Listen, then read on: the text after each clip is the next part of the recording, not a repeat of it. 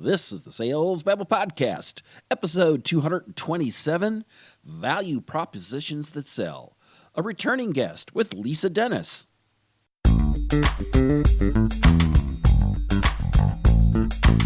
Welcome to Sales Babble, the podcast that shares selling secrets for non-sellers. And now your host, Pat Helmers.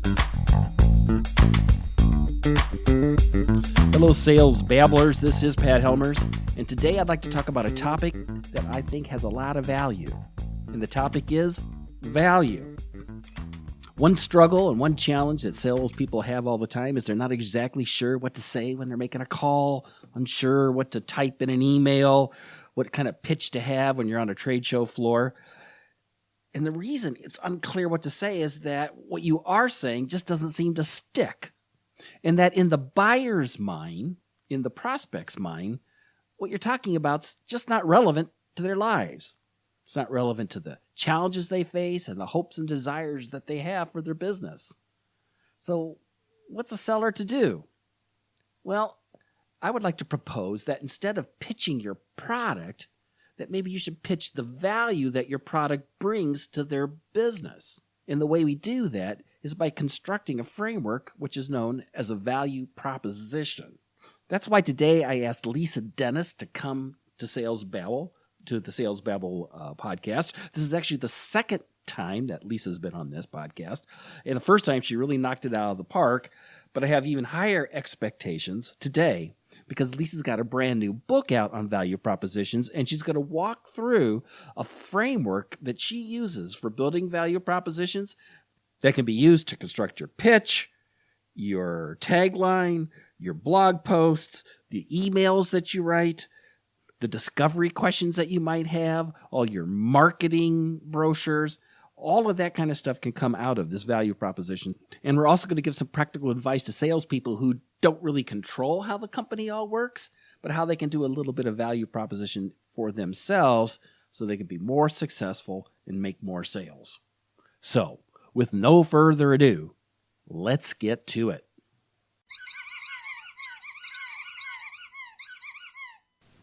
Welcome, Lisa. Are you ready to babble? Absolutely. Lisa, this is the second time you've actually been on Sales Babble. Your first time was probably some of the most popular episodes I have. That's great to hear. Because what's so interesting about the episode that we did before was that you talked about value propositions, which we're going to talk about today. And people just find it just a really terrific way of framing their sales experience. I think it's also one of those things that everybody knows they're supposed to have it. It's not always clear what's the best way to do it. And so it's for some, it's kind of a hit or miss thing. So I think it's just one of those things that everyone's trying to get their arms around if they're out there marketing and selling. I totally agree. And with that, you have, and the main reason I brought you on board here today is that you got a brand new book out, correct? It's coming. It's not out quite yet, but it's scheduled for late May. Oh, okay. It's literally baking as we speak. So that's pretty exciting. It's called Value Propositions That Sell, turning your message into a magnet that attracts buyers. Wow. What made you decide to write this book? Couple of reasons. Number one, I'm kind of obsessed with value props. As a product manager back in the 80s, which seems like eons ago, I probably wrote some of the worst value props you've ever seen in your life. Why? Because nobody ever taught me how to do it. I had a product that the salespeople loved to hate, and it was really hard. My customers loved it, but getting that message out there, both internally and then having them extended externally, was really tough. And when I went into sales, because I had to jump the fence in order to, learn how to do this right, I noticed that, the way that people fashion value props on the sales side of the fence is quite different.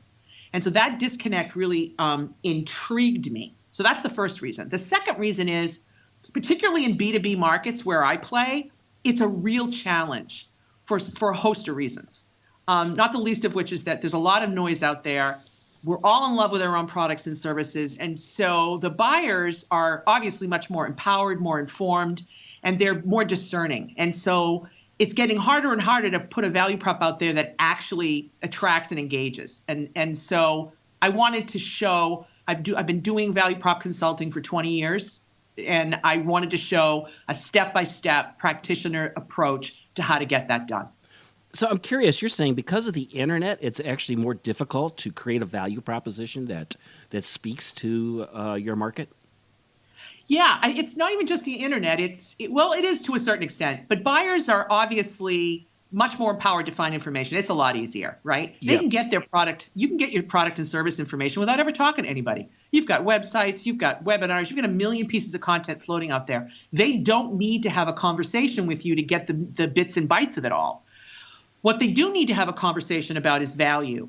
And that's a little bit harder to get at because most of us are just talking about features and benefits of our offerings. And so how do I step above the noise? I did some research a couple of years ago with technology buyers, decision makers, and asking them, kind of what are the biggest challenges that they have with the value propositions that they're looking at. And the number one issue is relevance. Relevance to their company, relevance to their own business issues, relevance in some aspect to their personal goals. The range between the lowest relevance and the highest relevance they saw, this is what they reported. About the lowest was around 30% relevant. The highest was about 71%, which means there's this huge gap at the top there where if you can make your value prop more relevant than your competitors, you're really going to stick out because relevance is such an issue. That's where we need a budget discovery kind of questions, though, right? Yes. And you said that and buyers aren't as receptive to being asked about this so much because they've already done some research online. And the thing is the thing that you might be selling may be very low on their list of all the problems they have in their lives. Right.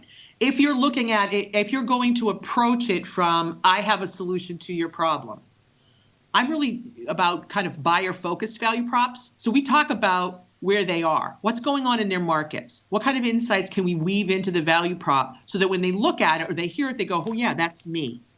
Then your discovery questions become a lot more targeted and relevant around their experience before you actually move into your offering and all of that. So I actually build in the buyer and their face in the front end of the value props that I help companies deliver.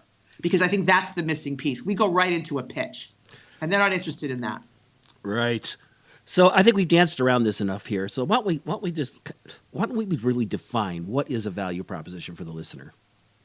Okay. So the thing that I think is the best way to look at it is a value prop is really a description of what the buyer's needs, issues, challenges, or goals are, and you stating and demonstrating your knowledge about that situation, connecting an offer to that, and showing why your buyer-focused offering is better than anyone else's or is a better fit for them. It kind of answers a different question, right? The basic product service value prop asks, why would I buy your product, right? Very generic. Why would I buy your product and service? Very generic kind of marketing and sales 101 question. A buyer-focused one asks a different question. What is the most important thing for me, your buyer, to consider when I'm making my decision? And that's not a product or feature. That's a bigger kind of higher order question. What should I consider given everything that I'm looking at, given all the other alternatives that are out there? And so we have to have a better message to help them with that question than just, here's why you should buy because I have this feature and this, benefit and all of that. Elevating the conversation because they already want to have a conversation that's well beyond your standard approach. So maybe could you give an example of one of these? Of a value proposition? Could we Okay. We've kind of built a you have this framework here. I do have a framework. So let me just walk you quickly through the framework, right? All right. Most people think a value prop is like an elevator pitch. And they want it short and sweet. They want the soundbite. Well, you take that out of a value prop. It isn't a value prop in and of itself. So a really good that's a really value prop. Important point. Yes, it is. Because most people confuse that. They want the tagline. They want the pitch. right? Give me your value prop. And really what they're giving you is okay. a pitch. Right. And most pitches stink because they're, you're trying to encapsulate everything into one little sentence, and you haven't really done the homework to really figure out what the right one is. Well, it's because the elevator rides aren't very long. Yeah, right. And the salespeople keep changing it up because they're looking for something that sticks, right? And if it doesn't stick, they'll come up with another version of it. Right. So a real value prop, a buyer-focused value prop, has kind of four major sections. It's not short. It's not supposed to be. It really provides a foundation for all kinds of messaging. The first section is a really good, strong statement about the buyer's objective, their language, their issues. It has nothing to do with your offering yet. The second section is your offer statement. And it shouldn't cover soup to nuts everything that you do. It's only the stuff that's relevant to the buyer objective that you just stated.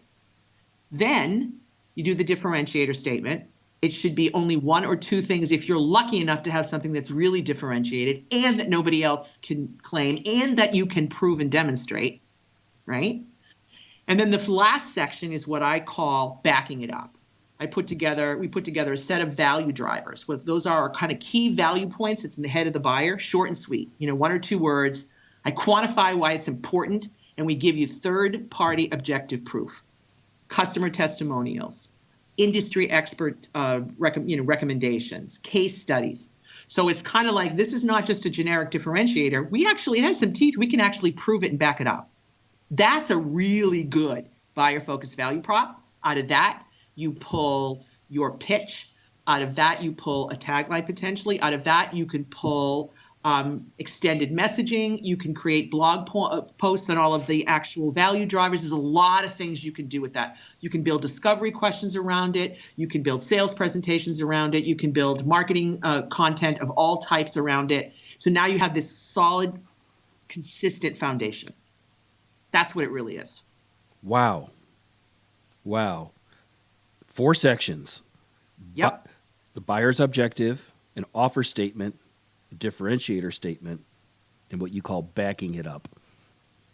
Yep. Value drivers, quantification, and proof. That's in that last section. Say that again. Value drivers. Quantification and proof. I love it. It's a bit more work, but I have to tell you, what you come out with on the other end is actually usable. And it can be used in a variety of ways. So it really informs a different level of conversation, and it allows you to really align all of your content, whether it's digital, whether it's face-to-face. Yeah. Yeah. Make sense? Yeah. So where would people draw from in order to populate this value proposition? Excellent question. Typically, best way to do this, and this is what I do when I actually help people do it, but I also have tools that can help them as well. But I do a lot of one-on-one with organizations. First thing is to do a series of interviews. So there's an interview portion of this, internal and external. And it's really important that you do both because most value props are inside out. And what I mean by that is we talk from inside our organization and we push out what we think they want. So if you do these interviews, the goal will be that we're going to turn a value prop outside in. So we're going to really lead with the customers. I like to talk to a handful of happy customers, a handful of new customers, and potentially for the brave, some customers that left you. And not every company wants to do that, but it's very insightful. And they want to talk. And they tell you some really great stuff. Yeah. Then you also want to go internally. Who am I talking to in my organization that touches this, that's part of this? People who are involved around actually the product itself, people who are marketing, people who are selling. I want to talk to customer service people. I want to talk to tech support people. Depends on the size of your organization to get that view. That's the first part. Second part is I do what's called a competitive messaging scan. And I look at key elements of the value proposition and messaging of you and your top 5 to 10 competitors. And we run them up side by side, looking at things like, what is your value prop, if you can even find it, because a lot of them you can't even find it on their websites. Tagline, keywords, what's the positioning of the message? What's their primary focus? What brand questions are they asking or answering? What do their offerings look like? And we line them up to see, and the differentiators. And we line them up to see where there's repetition, where there are gaps, where there are opportunities. I love looking at the differentiator piece because I always see a handful that are claiming the same thing. It's like, okay, there are 10 of you and 7 of you are claiming the same differentiator, liar, liar, pants on fire. Not all of you are the only ones doing that. So you really want to look at those things, and then you take that information and you start to build out your value proposition platform. It's kind of like a SWOT analysis. In a way, yeah. It's kind of like a messaging SWOT. Interesting. So we look at ourselves, we look at the marketplace, interview them, and then we look at the competition. Anything else that we draw upon? The other thing that I would look at is what's going on in the markets of the targets that you're looking at. A lot of folks will try to do a generic kind of value prop that'll cover all the markets they're in. And I can tell you a one-size-fits-all value prop fits nobody. It's like all those clothes in your closet, right, that you can't wear that says it'll fit you. So I always think about you probably have a core foundational target, right, or core industry. Build it for that. Then you can take the finished version and you can create other versions by just changing the buyer objectives, maybe tweaking the differentiator, maybe tweaking the value port. So you don't have to start with a blank page, but you have very focused ones. And so what that means is I want to know if, let's say I'm going to go after the SaaS technology market, right? Yep. Software as a service. One of my favorites. So what are the key issues happening in the SaaS market? Are there major disruptions happening? Are there any new trends? What are those folks having to cope with or deal with in making decisions about what their company is going to do? Because you want to embed that. Because that could help you embed in your messaging around the buyer objective statement, and you may want to have some nuances in your offer statement because you want this to look and feel and smell like it's for them.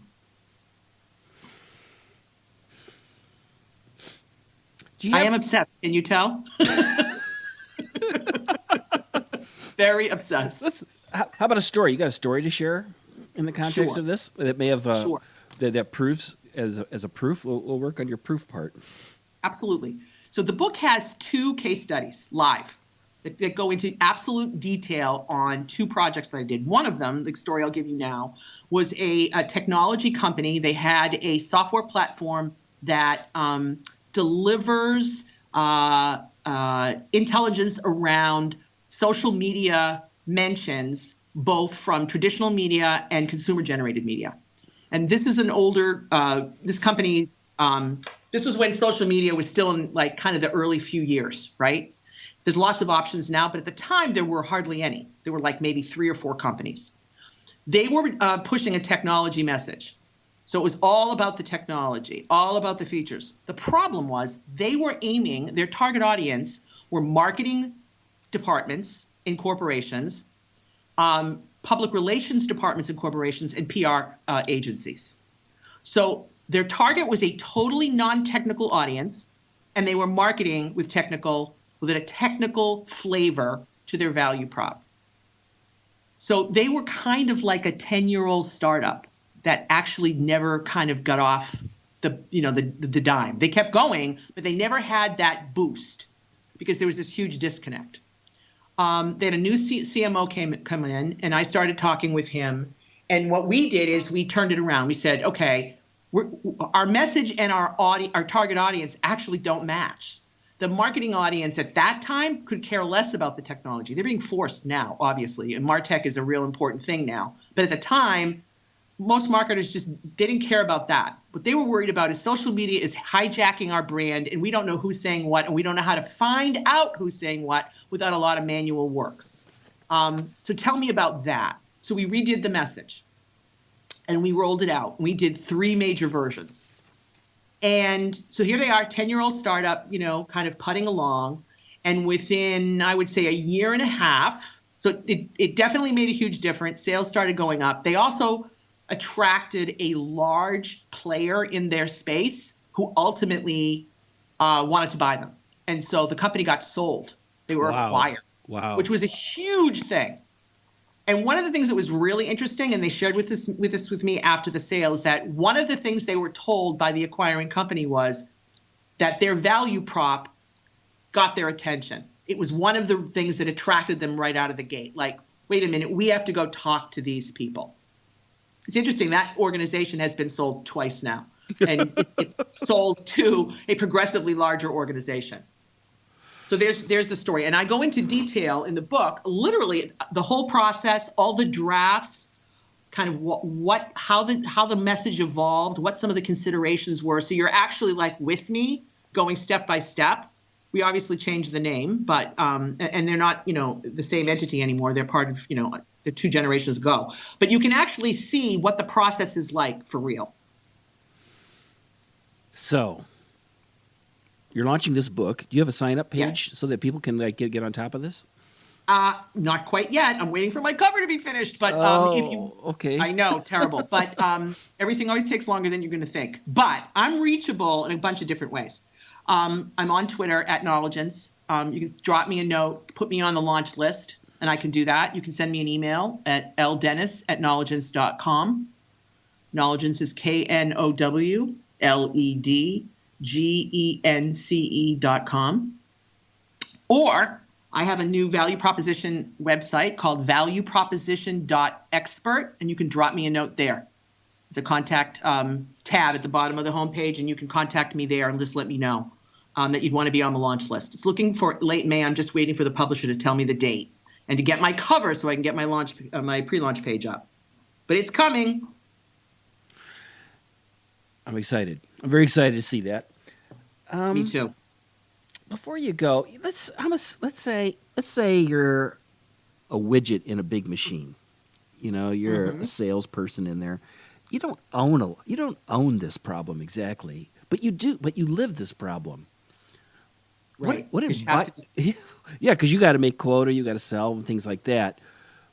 What advice do you have for these people when it comes to value propositions? Can they do a little bit themselves, maybe, or well, they're going to have to. They're going to have to do a little bit themselves because a lot of organizations still have the product kind of feature or function piece, right? What I would say to them is to get really, really clear or to find out as much as you can about the environment that your prospect is in or your existing customer. What are the top things that are happening in that environment? Take a look at your offering and see if you can connect a couple of key dots for them. Yeah. Instead of just saying, okay, here's what we've got and here's what it does, to start more with, in your industry or in your space, the top 3 challenges that a lot of the organizations we're talking to are grappling with are X, Y, and Z. Which of those resonates for you? And then attach your offer to that. So I would usually, because I've been a seller for as long as I've been a marketer. I mean, I have a split schizophrenic career that way. And so I always want to have, 2 or 3 of those in my back pocket. If I don't have an organization that is doing the kind of buyer-focused messaging and value props that I actually need. And that is one of the big challenges that a lot of companies have, is that salespeople are kind of forced to do the translation from product and service to a buyer conversation. And that's an uneven experience for most buyers. The upside is they're talking to the right people every day. Right. And so they can bring to the table a lot of really good insights. That's why when I do, when we were talking about what do we need to do before we start building the value prop? Yep. Part of the internal audience I always interview is salespeople because they're the ones talking directly. And I want to get their point of view. I want to know what language gets used. I want to know what questions they get asked. I want to know from them, where do the prospects or the customers get stuck, or that you have ongoing objections, those kinds of things, because that's going to help us in terms of, okay, here's some areas we have to really kind of sand the value prop to make sure we cover or address it.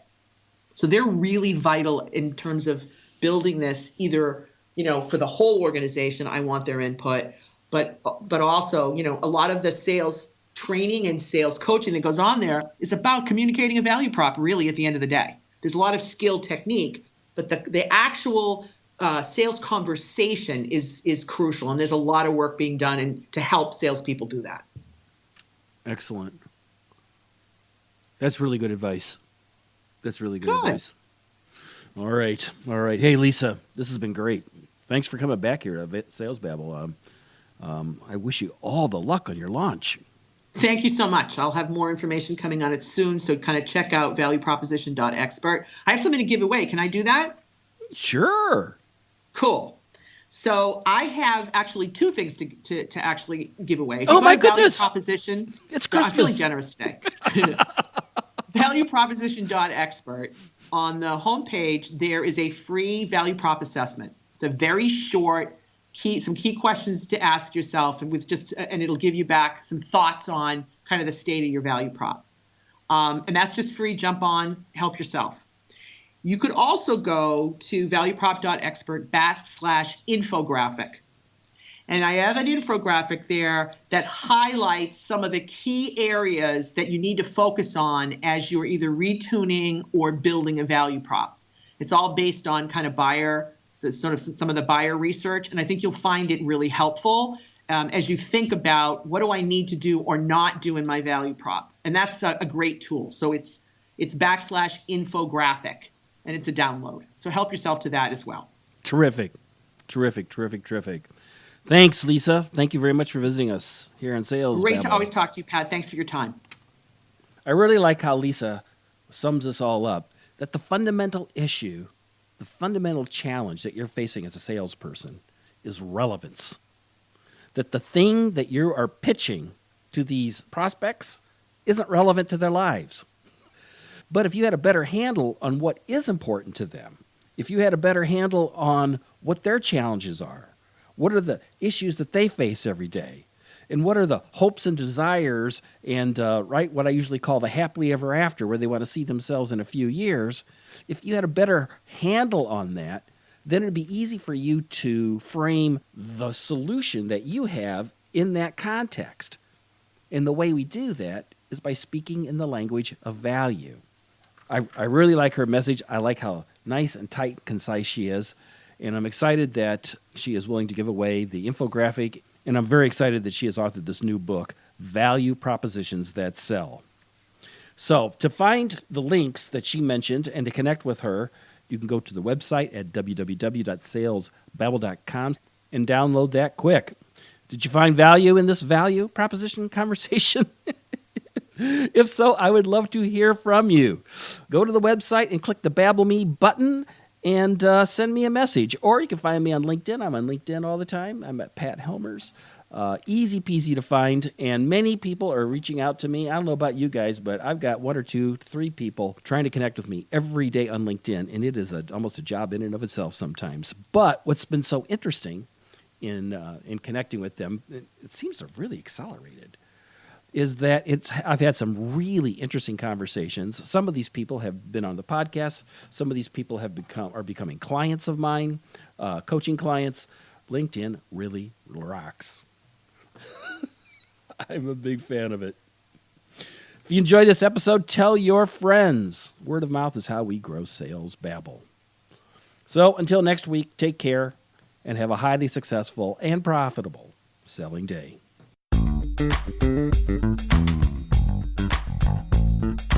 Thank you for listening to the Sales Babble podcast. Find us at www.salesbabble.com.